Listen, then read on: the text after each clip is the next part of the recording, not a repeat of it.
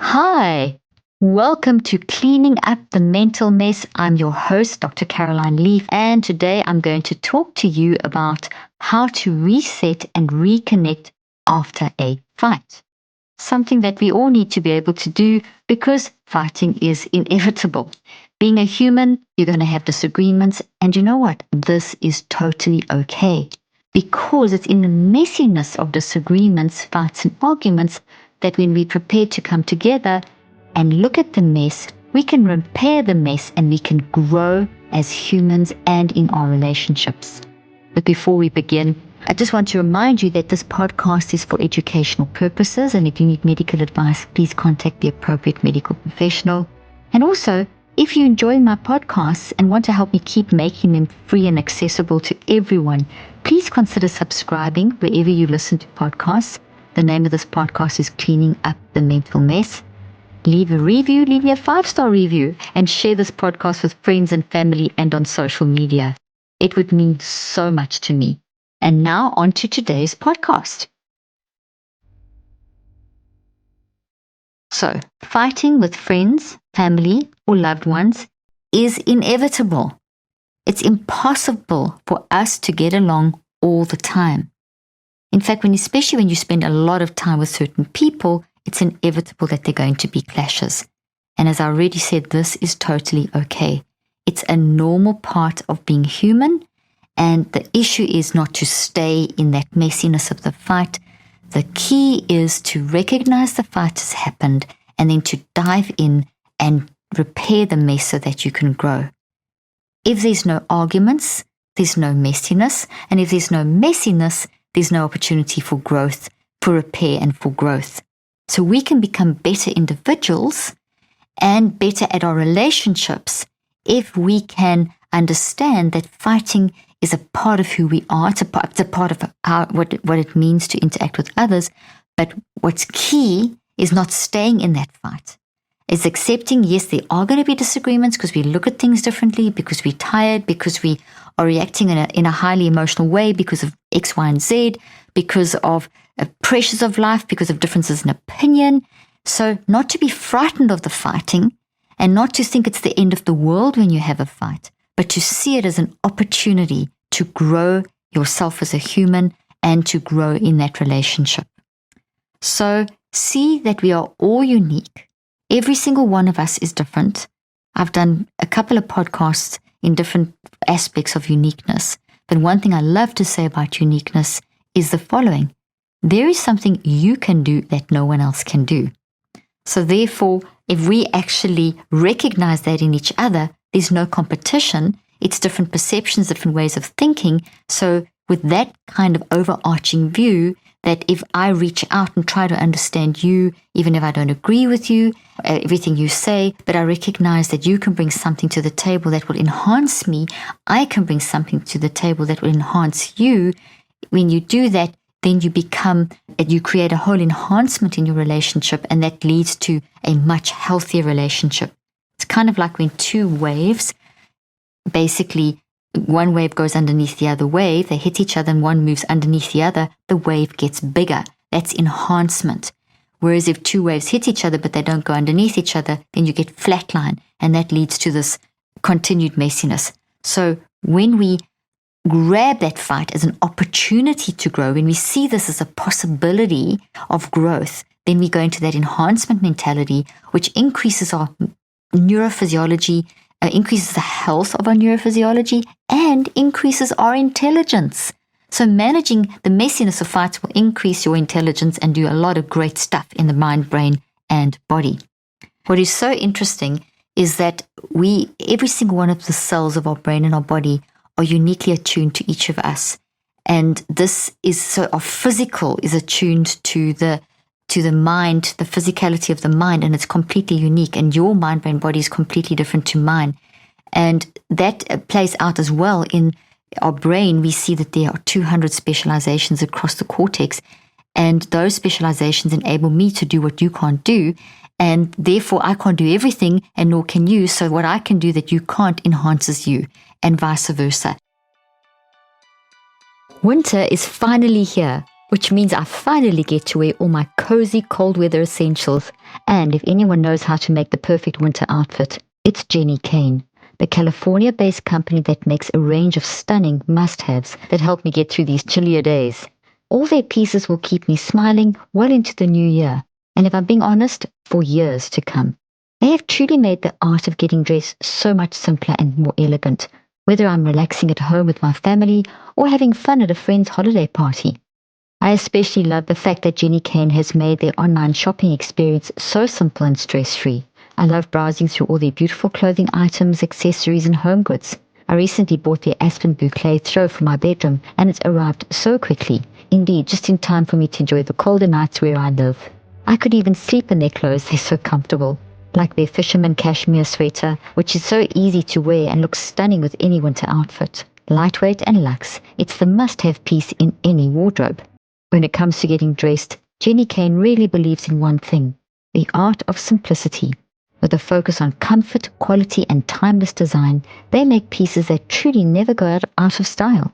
All their curated stylish staples will look great with everything in your closet. Jenny Kane truly is the simplest way to look put together in an instant. So what are you waiting for? Find your forever pieces at jennykane.com and get 15% off your first order when you use the code LEAF at checkout. That's JENNIKAYNE.com, promo code LEAF. The link and details will be in the show notes. And so that's the thinking here. And when we have a fight, it's if we see the fights as being differences of opinion, different ways of seeing the world. If we come into that argument with this view that, hey, we're different, it's a psychoneurophysiological fact that we're different, that actually fighting can help us to grow more as long as we manage it, and that we're seeing things differently, and I've just got to look at things differently because that other person is looking at seeing things in a different way. And then when I do that, I enhance myself, I enhance the other person, I increase my intelligence, I'm increasing my mind, brain, body health. When you come in it with that angle, it makes it easier to deal with the issue. Okay, so it also makes the world super interesting that we're all different, and it means we can keep learning have new experiences.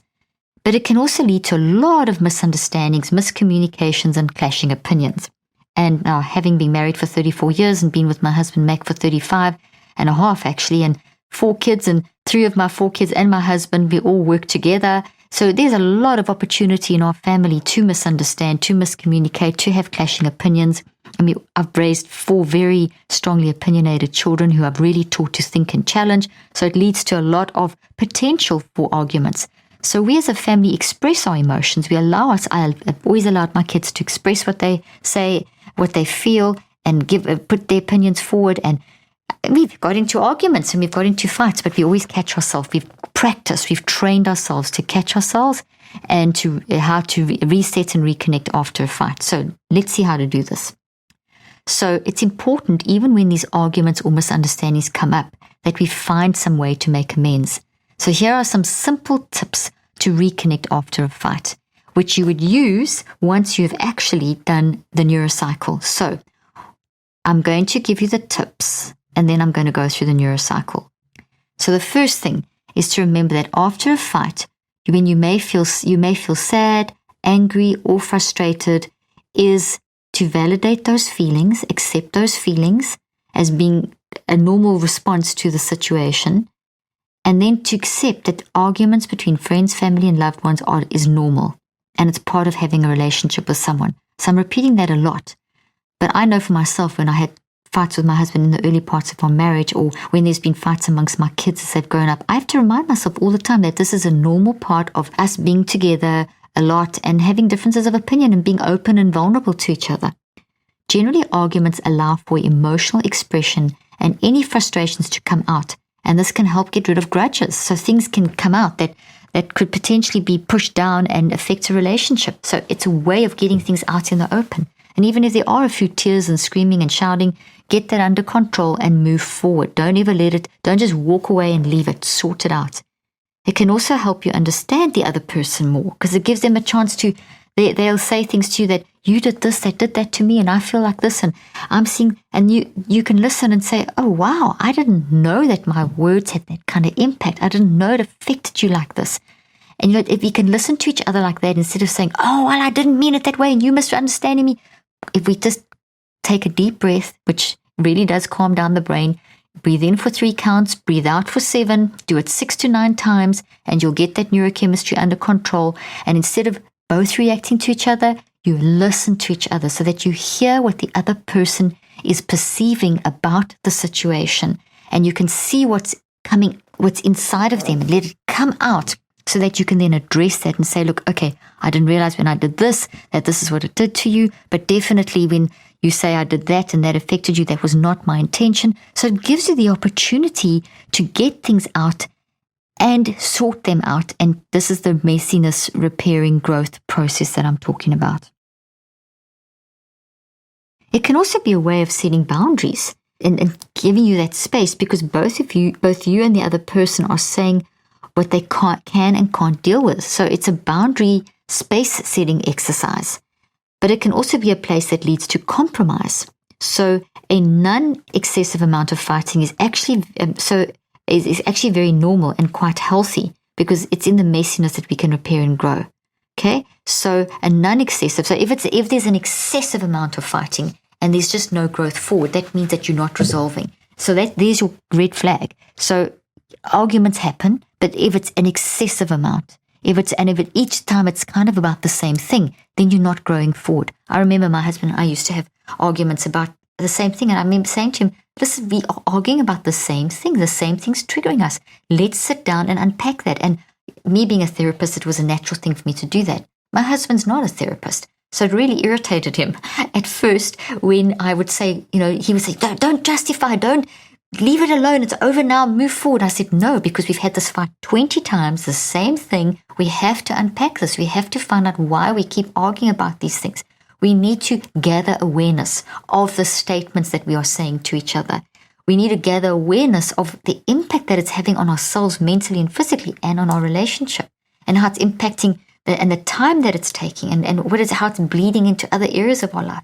We then need to reflect on why what I am saying is triggering you and what you are saying is triggering me. What is it about these statements? Is there, and to ask, answer, discuss, then write that down, metacog it. 3rd step of the neurocycle. Gather is the 1st step. Reflect is the 2nd step. Write that down. Mac and I would sit there with a big piece of paper and make a metacog, which is a way of organizing information that you just pour everything out on the paper. You're both writing there and you pour it out in this branched fashion, which forces the 2 sides of the brain to work together, dives deep into your non-conscious, super boosts your introspection, and gives you tremendous insight. And when you're in that state of mind, you can dig out stuff that maybe what one of you said triggered something from your past that actually wasn't relevant to the other person, but it was the reason why you reacted, whatever. There's a million things will come out.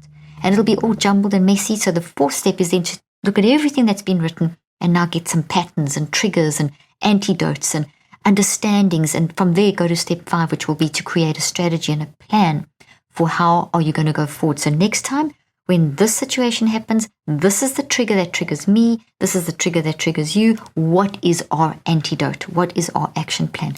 I cannot tell you how this has improved our marriage. We do this. We still do this. We hardly have arguments anymore. When we do have arguments, because we do argue, we do have disagreements, but they're not as big as they were in the beginning of our marriage. They resolve very quickly, and we immediately go into growth mindset, repair and growth mindset. So this is really worth getting a handle on. Okay, so another tip. Next, most likely during the fight, there were high emotions. Fights generate high emotions. High emotions are things that no emotion is an illness, but an emotion can become distorted. All emotions are wonderful. They have messages.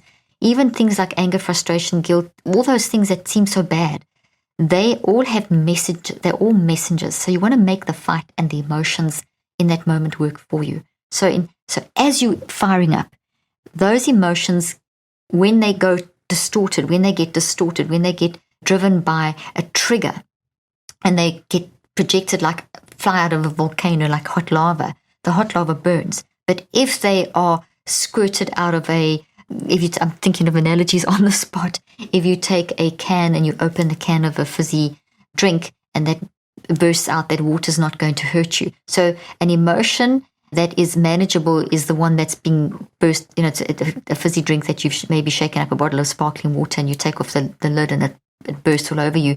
The water doesn't hurt you, but it's an emotion, you feel something, versus the volcano, which will burn you.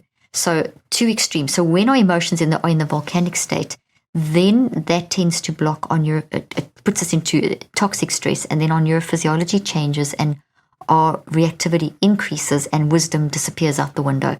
And we will say and do things that we really don't mean. There's a statement that's often made that many a true word are said in anger. I totally disagree. It's unscientific. It's not factual at all. We will say things we don't mean in anger. And we will also pour out pain in anger. And that pain, and I think that's probably what the statement was trying to refer to, but when we say things in this burst of high emotion in the midst of a fight, we need to look at what those words were. And that's why I say gather awareness, because they will contain information about why you are reacting in that way. What was the source that actually caused that reaction? Until you find the source, it's like you're taking a weed out of the garden. Until you pull it out by its roots, it's going to keep going back. So you can't just leave fights. You have to go through this process and get the emotions to the point where they just, the water all over you, as opposed to that fiery hot lava. And that's where this neurocycling and these tips will help you do. The holidays can be a stressful time of year, trying to work and prepare for the season, dealing with end-of-year deadlines, and trying to keep the peace between family members at the dinner table. There are a lot of things to try and juggle and deal with every day. But there are ways we can manage our stress, including taking CBD. I personally have been using CBD to help me combat holiday stress and find that it works great to help with my mood, sleep, pain, anxiety, and inflammation. My personal favorite product right now is Ned's incredible de-stress blend. This 1-to-1 formula of CBD and CBG is made from the world's purest full-spectrum hemp and features a botanical infusion of ashwagandha, cardamom, and cinnamon. I also love that Ned shares third-party lab reports, who farms their products, and their extraction process, all right there on their site. No wonder Ned CBD products have over 2,000 5-star reviews. And now, for the holidays, Cleaning Up the Mental Mess listeners get 20% off Ned products with the code DRLEAF. That's HELLONED.com/DRLEAF to get 20% off plus a free gift with orders over $150. The link and details will be in the show notes. The high emotions can also lead to things like accusing and defense mechanisms and justification and things that just make each of you more angry with each other than before. Even if you manage to get the issue resolved, your cortisol levels will still be high. We know for a fact that in a woman, they stay high longer than in a man. So within an hour or so, the cortisol levels will drop. In females, basically, they stay high for quite long periods of time. So it's good to know that in terms of timing. But when your cortisol level's at the wrong level, male and female, it's going to, and whatever gender, it is going to affect your physiology, it's going to affect how you are thinking. You can't think straight. When you've got volcano emotions, you've got to get them down to fizzy water emotions. And this is where things like give yourself space, move away from the argument, deep breathing in the midst of an argument, decompression activities, which we're adding a lot of those to our app. Currently in my app, I've got a lot of brain preparation exercises that are great for high emotional states to calm you down. My app is called the Neurocycle app, and the 5 steps of the Neurocycle that I mentioned, you can find the Neurocycle app where I teach you and walk you through, literally giving you therapy, the 5 steps of the Neurocycle, which are gather, reflect, metacog, recheck, and active reach. Where I walk you through those, you can get my Neurocycle app. You can download that from Google and iTunes, and that'll then help you apply the Neurocycle in your life. Lots of brain preparation exercises, explanations, lots of help to help you manage your mind through these situations. And for any situation, that's why you hear me mention this on every podcast. Also, in my latest book, Cleaning Up Your Mental Mess, I have a great explanation and lots of examples of how to use the Neurocycle, what it is and how to do it. Okay? So that's just an aside if you want to know more about how to actually apply this in depth. So it's really a good thing to take that little bit of space. If you in the midst of an argument and you both still like have seriously high emotions, do that. Breathe in for 3 seconds, out for 7 seconds. Do that 6 to 9 times. That gives you 60 to 90 seconds. If that's not enough, move away from each other. My husband and I do that. We'll do the breathing. If we're still irritated with each other, we'll separate for a while, and then we often communicate on text first before coming back into and calm each other down, get ourselves calm, communicate some things by text, tell each other we're sorry, and then connect face to face. I mean, you don't have to do that, but these are ways of buying yourself space and processing time. And, get your stress levels back to normal levels, get your stress working for you and not against you. When stress works against you, the blood vessels of your heart are going to, this is just one of 1,400 neurophysiological responses, but the blood vessels of your heart will constrict, and that means less blood flow and oxygen to your brain, which affects the way that your theta waves will flow in your brain, and that affects your ability to actually have wisdom. And you need wisdom in the midst of a fight. If you're going to repair a mess and grow, you need wisdom. So once you've managed to calm down, it's always a good thing to readdress the issues and problems, and this is where the neurocycle is fantastic. So you may find that in the midst of a fight with high emotions, you don't do the neurocycle initially. You just do the breathing or separate for a period of time, maybe start with the texting, then you come back together and do a neurocycle together. It's always, you don't, especially if the fight is a repeated pattern, which you'll very clearly see when you do the neurocycle. You'll pick up the patterns and the triggers very easily. You'll start seeing the root of those as well. So it's important to remember that when we readdress the issue, it might not be the same day. You might not be able to do it today. It may be that you don't have time, or it's late at night or something like that. But try and do it as soon as possible after the fight so that you can address it. There's no set standard, but readdressing can help to form healthy conversations and create compromises or boundaries that could prevent further fighting on the topic. I know that doing a review of sorts over an argument may seem stressful or repetitive, which is what my husband always used to initially say. But he learned that this is the best way for our relationship to improve, and it's fantastic. We have an amazing marriage and an amazing relationship. And you may feel like you just want to go away and move on and just not deal with it. It's like sometimes you just think, I just can't do this. It's too exhausting. Well, maybe do a little bit at a time and give yourself space. Sometimes you may need that a day, a week, a month. You may need longer, but don't just leave it, because it will come up again somewhere. It's there. It's in your brain, in the other person's brain, in their mind, in their body, in 3 places, mind, brain, and body. Both of it, you connect it, it's going to explode somewhere. It's a dormant volcano. Think about how with certain people you tend to have the same fight over and over again, which I mentioned, and then when you readdress it, you can get to the core and sort that out. Okay, particularly important to get to come back to it if you couldn't get the fight resolved in the heat of the moment. Don't you just love it when your household products and foods match your home? Yes, you heard that right. Match your home. Public Goods, one of my favorite ways to shop for household goods online, not only makes great products that I can use every day, but everything looks clean and calming. No more bright colors and mismatched packaging. Rather than buying from a bunch of single product brands, Public Good members can buy all their premium essentials in one place with one beautiful, streamlined aesthetic that can truly make your house feel like a home. Public Goods is my new everything store, thoughtfully designed for the conscious consumer. My puppies are big fans of their peanut butter cheese chews, which make training time so easy, while the rest of my family loves snacking on their chocolate-covered almonds and delicious vanilla and coconut grain-free granola. I especially love that Public Goods ethically sources and develops each of their products to be free of unhealthy ingredients and harmful additives, still common on drug and grocery store shelves. They are committed to making their products healthy and safe for humans, animals, and the environment. And I worked out an awesome deal just for my listeners. Receive $15 off your first Public Goods order with no minimum purchase. That's right, they are so confident that you'll absolutely love their products and come back again and again that they're giving you $15 to spend on your first purchase. Plus, right now, receive your choice of either a free pack of bamboo straws or reusable food storage wraps with your order. You have nothing to lose. Just go to publicgoods.com/DrLeaf or use the code DrLeaf at checkout. That is publicgoods.com/DrLeaf to receive $15 off your first order. The link and details will be in the show notes. And also, please remember this, you are going to say stuff you regret. Don't hold that against each other. This is such a key issue with getting over a fight. Don't hold it against each other.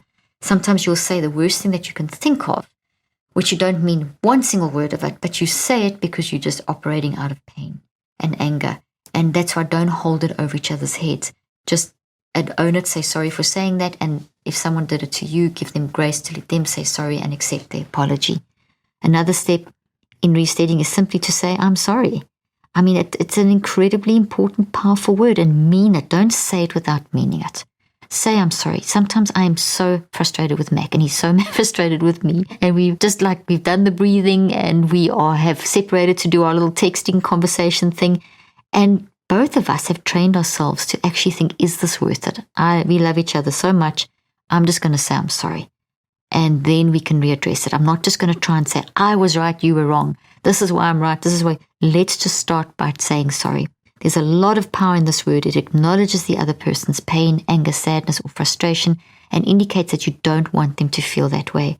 This can be very tough to do because our pride often gets in the way, but it is so freeing. And it is so healthy for the mind, brain, and body. It literally drops inflammation in the brain and the body.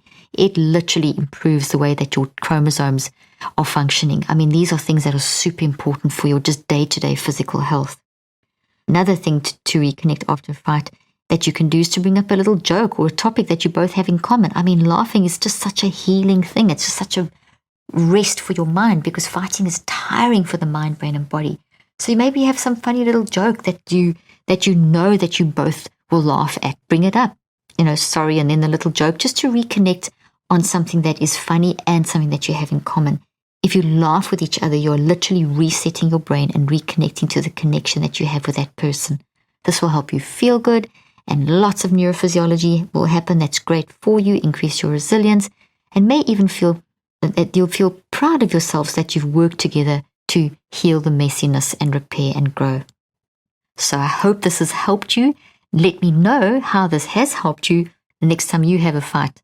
Apply these tips and send me a DM or an email, or put something on social media, or comment in the section where you listen to this podcast. Thank you for joining me today. I look forward to next time. I hope you found today's podcast interesting and helpful. If you want more tips and help with managing anxiety, depression, and mental health, be sure to visit my website at drleaf.com and to sign up for my weekly newsletter, where I also include a schedule of my speaking events and so much more. And follow me on social media. I'm on Twitter, Facebook, and Instagram. Just look for Dr. Caroline Leaf. Also, I love seeing all your posts on social media about this podcast. I love seeing what resonates with you and what you've learned. So be sure to continue posting and tagging me and letting me know what you think and how these tips worked out for you. And don't forget, leave a review and keep spreading the word about this podcast. Thank you for joining me today. I really hope you learned something new and helpful. Till then, I'm Dr. Caroline Leaf.